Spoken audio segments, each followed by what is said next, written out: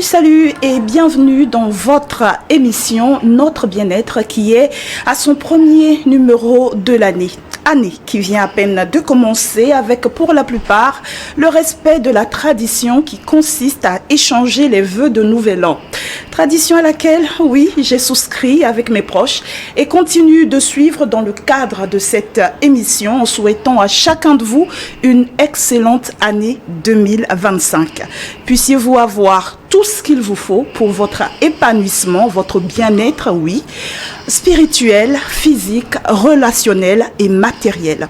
Dans cette optique, il nous a semblé très important à New World TV de parler des voies et moyens pour faire de cette année une année exceptionnelle à tout point de vue.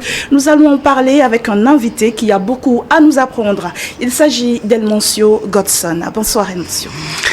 Bonsoir. Bienvenue sur ce plateau. Merci pour avoir répondu favorablement à notre invitation. Vous êtes entre autres écrivain, vous avez une trentaine d'ouvrages à votre actif. Vous êtes également un instructeur spirituel, un coach en développement ou coach de développement de potentiel. Vous avez également des écoles de connaissances. Pour dire que vous en savez tout un rayon et que vous avez matière à partager avec nous aujourd'hui. Merci d'avance. Alors, je tombe directement dans le vif du sujet. Que faut-il faire, Elmoncio, pour entrer de bon pied dans une nouvelle année, tant sur le plan physique que spirituel? Allez. Bien, merci. Je vais... vous accompagner dans cet exercice de présentation de vœux. Merci. À ceux qui nous suivent, à vos téléspectatrices et téléspectateurs de New World TV, je saisis l'opportunité qui m'est donnée pour leur dire bonne, heureuse, joyeuse année 2025. Que cette année vous apporte éveil, paix, santé, prospérité, abondance et naturellement la joie. Bien, je reviens à la question qui m'a été posée. Et c'est vrai tout ce que vous avez dit sur moi en termes de présentation. Je voudrais tout simplement rappeler à ceux qui nous suivent que je suis également métaphysicien. Et la métaphysique, c'est la science qui parle justement du principe premier ou des principes premiers des choses. On va donc en parler tout à l'heure. Tout à fait. Alors pour la question qui m'est posée, il faut dire que je vais commencer par une citation de la Bible qui dit « Mon peuple périt faute de connaissance ». Il n'est même pas dit « Mon peuple meurt faute de connaissance » parce que mourir et périr, c'est deux choses différentes. Parce que quand on parle de périr, ça touche directement l'âme humaine. Ça veut dire que l'absence de connaissance non seulement peut tuer le corps, mais peut tuer l'âme humaine. Et il est important de savoir que la priorité en termes d'existence, c'est d'abord et avant tout la connaissance. La connaissance, c'est la lumière qui vous permet de voir les choses dans leur principe premier. Parce qu'il n'existe absolument rien dans l'existence qui ne provienne pas d'un principe premier. Le principe premier d'une chose, c'est la chose sans laquelle la chose n'est pas la chose. Car si une chose existe, c'est qu'elle porte une identité qui lui est propre. On parle donc de l'en-soi de la chose. Et donc, c'est ça son principe premier. Donc, si j'ai la connaissance du principe premier de l'eau, j'ai la connaissance du principe premier de l'air, du feu, de la terre, ou des éléments, merci, ou j'ai la connaissance du principe premier de l'année. Cela veut dire que je peux en parler avec connaissance, évidence, avec originalité et authenticité. Donc, je voudrais dire que pour d'abord répondre à votre question, il faut répondre à une autre question. Tout cela est lié à la questiologie. La plupart du temps, les gens ne font pas une formation en questiologie qui est l'art de savoir poser les questions au bon moment. Alors, de façon questiologique, il faut d'abord se demander quel est le principe premier d'une année. Parce que je viens de dire que c'est la chose sans laquelle la chose n'est pas la chose. Donc, il existe forcément un principe premier d'une chose. La métaphysique dit que tout ce qui existe a 3 dimensions. Une dimension factuelle qu'on appelle la dimension physique, une dimension secondaire qu'on appelle la dimension des lois, c'est-à-dire les lois qui font que cette chose existe, elle est produite.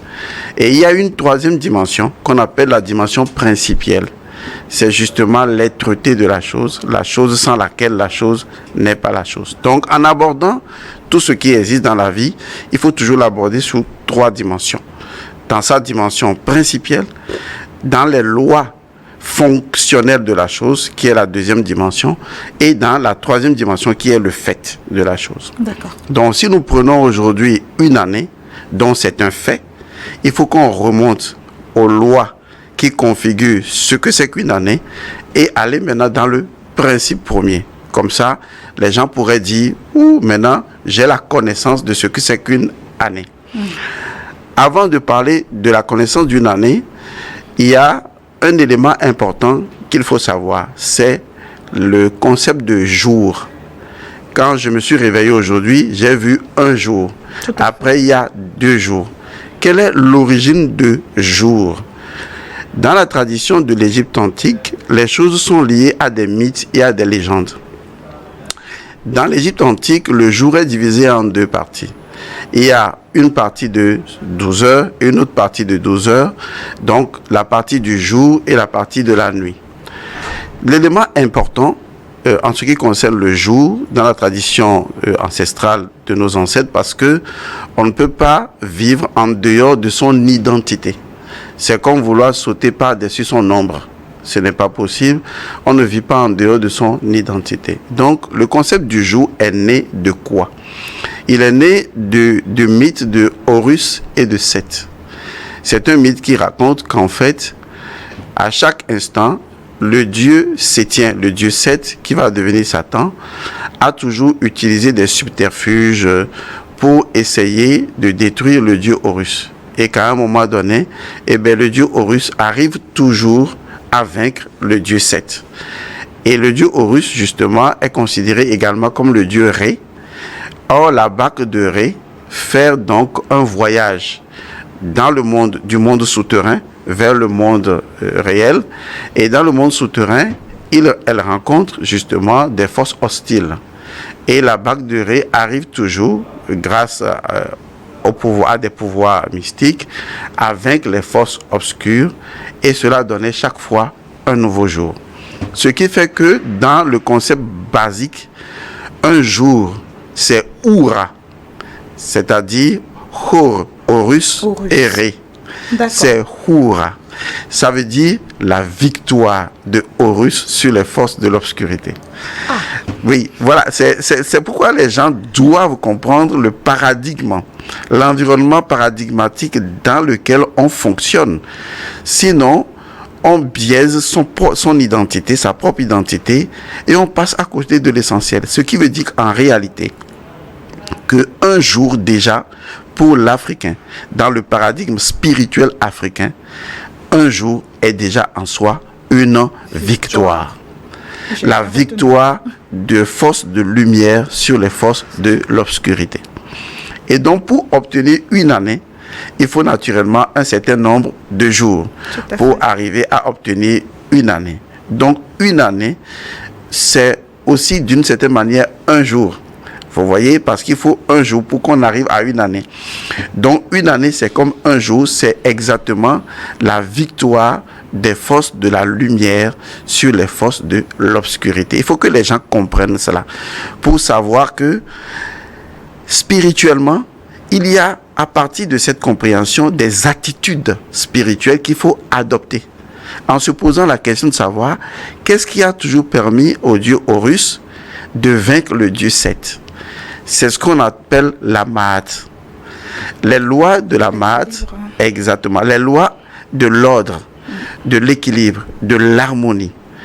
Ce sont ces lois qui permettent justement, disons, de vaincre les forces de l'obscurité. Alors, expliquons un peu. Les lois de la Maat font référence à la déesse Isis, je crois. Parfaitement, puisque la déesse Isis incarne non seulement de par sa féminité, le principe même de la Maat, qui est un principe féminin, mais incarne également une autre dimension qui sera prise en compte dans la Maat, c'est la Yeka, c'est-à-dire la magie naturelle. Je vous explique en fait ce qu'on appelle la magie naturelle. La magie naturelle, c'est ce que la femme fait à la cuisine. C'est-à-dire, elle prend des condiments et en fin de compte, elle vous sort une sauce. Vous ne savez pas comment elle a fait, on peut le dire comme ça, mais elle a su mélanger des ingrédients pour obtenir quelque chose de délicieux. Alors, la magie, c'est quoi? C'est l'art de combiner des éléments de la nature, de les compatibiliser, de les rendre sympathiques pour produire dans une intention un effet précis. Pourquoi j'en parle? Parce que dans la tradition spirituelle africaine, vous ne pouvez jamais rentrer dans une nouvelle année sans avoir ritualisé l'année. Vous ne pouvez pas rentrer dans votre maison sans avoir ritualisé la maison. Vous ne pouvez pas prendre un nouveau poste dans une administration sans avoir ritualisé votre poste. Vous ne pouvez pas vouloir construire une maison sans avoir ritualisé la symbolique pose de la première pierre, qu'on appelle la pierre Ben en tradition égyptienne, qui est une combinaison des forces fondamentales de la fertilité et de la virilité. Et donc, vous ne pouvez pas prendre possession de votre nouvelle voiture sans avoir fait un rituel de base. Donc, ce qui a permis toujours à Horus de vaincre le dieu Seth, c'est ce qui doit permettre à chacun de rentrer dans une nouvelle année. C'est-à-dire faire un rituel d'entrer dans une nouvelle année qui permet la victoire des forces de la lumière sur les forces de l'obscurité. Ce qui fait donc que votre chemin de 2025 sera ouvert d'abord par une forme de prédiction de vos propres paroles qui sont liées à des formes de formules incantatoires ou à des formes de pratiques ritueliques ou cérémonielles. Et c'est en vue de ça et après cela que vous pouvez poser les actes qu'il faut, parce que vous aurez déjà mis en place ce qu'on appelle le phallus d'Osiris, qui est en fait le djed, c'est-à-dire la stabilité. D'accord. Voilà. Alors, je vous suis avec toute mon attention. Je retiens en premier que il faudrait connaître déjà que chaque année a un principe premier. Exactement. D'accord. Ça, c'est la première information. Tout à fait. Enfin, que j'ai retenue. Donc, chaque année a un principe premier qu'il faudrait connaître, qu'il faut faire des rituels.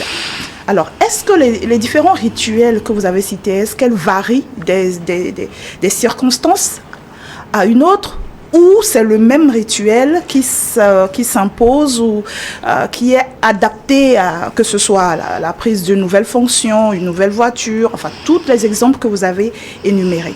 D'accord. Alors, il faut savoir que il y a ce qu'on appelle dans tout ce qui est nouveau. Vous voyez, quand quelque chose devient nouvelle. Par exemple, il y a tous les exemples sont possibles, hein, permettez. Entre-temps, j'étais avec un garçon et ça n'a pas marché et je veux être avec un autre garçon. Passer de cette étape à une autre étape, ou même ça peut concerner l'homme, je dois faire d'abord un rituel. Un rituel pour purifier et annuler ce qui a été, pour que les énergies de l'ancienne relation ne perturbent point ma nouvelle relation. Donc, il y a une trilogie de rituels à faire. La première partie du rituel, c'est la purification. Elle est essentielle parce qu'elle permet de rendre les choses neuves. Vous voyez, quand on purifie quelque chose, c'est qu'on retourne la chose à l'ordre naturel. On remet le compteur à zéro. Exactement. Parce que si je ne remets pas le compteur à zéro, ça veut dire que quelque part, je suis en train de valider l'ancienne information et je l'autorise à continuer dans la nouvelle vie que je mène. Et beaucoup de personnes font cette erreur et donc leur vie passée prend en otage leur vie future. Ça fait une surcharge. Et ça fait une surcharge parce qu'ils n'ont pas su nettoyer la maison, ils n'ont pas su purifier leur vie passée. Et ça, c'est le premier élément. D'accord. Voilà. Le deuxième élément, c'est ce que j'appelle le rituel d'ouverture. Le rituel d'ouverture, c'est ce qu'on peut appeler la pose de la première pierre. Vous savez qu'en Afrique, même quand un enfant vient au monde, on lui fait la cérémonie de sortie, qui est comme une cérémonie d'ouverture. Parce que si vous n'ouvrez pas le chemin, cela signifie que vous n'êtes pas en train de prédire pour vous-même, Bessa, le verbe, vous n'êtes pas en train de prédire pour vous-même la route que vous aimeriez prendre. Parce qu'il y a beaucoup de personnes qui vivent dans l'ignorance, que c'est Dieu qui va faire les choses pour eux. Donc du coup, chacun se dit, bon, Dieu fera. C'est d'une bêtise incroyable, parce que si Dieu devait faire tout à notre place, encore qu'il nous a déjà créés à son image, comme sa ressemblance, c'est à nous de faire exactement les choses comme Dieu l'aurait fait. Et donc, c'est à nous d'abord d'ouvrir le chemin. Et on appelle ça les rituels d'ouverture, comme la pose de la première pierre et d'autres rituels. Sortie d'enfant, exactement. Ou prendre fonction. Vous savez même que dans l'administration, on fait une passation. Tout à fait. La passation, c'est une cérémonie. On appelle ça une cérémonie de passation. C'est vrai. Exactement. C'est pour permettre à l'autre de prendre possession des acquis et ensuite, le chemin lui est ouvert. Et il y a un dernier rituel, c'est le rituel de la virilité.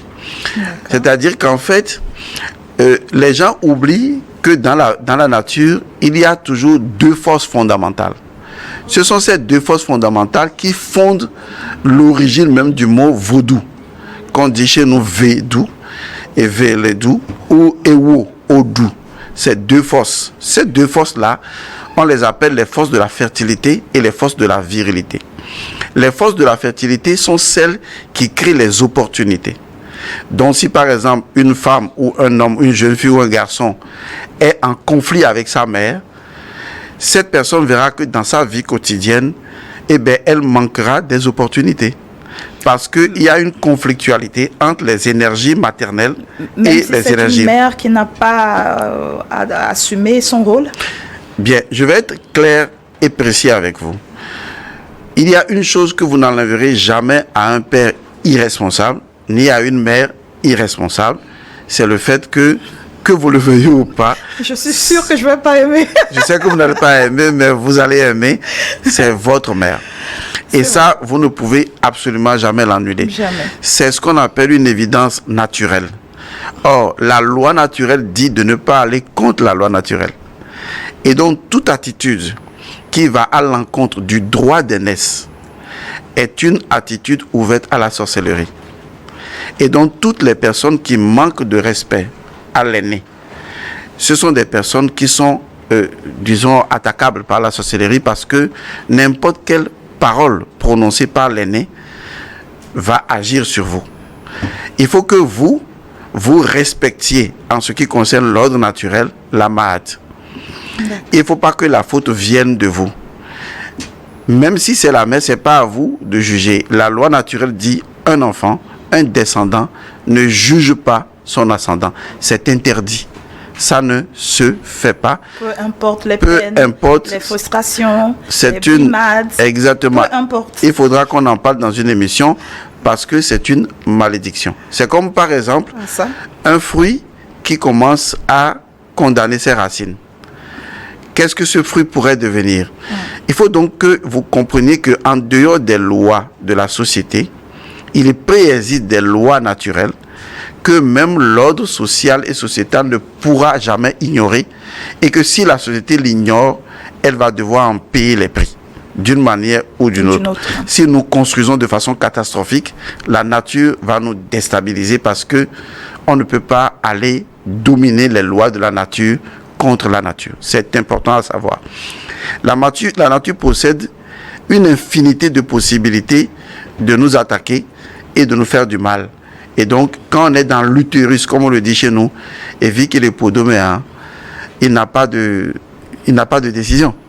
Justement, et vu qu'il est podoméen, il n'a pas de décision. On va revenir afin que vous puissiez mieux nous expliquer cette phrase, cette maxime que nous interpréterons pour nos internautes qui ne comprennent pas EV juste après cette édition du journal.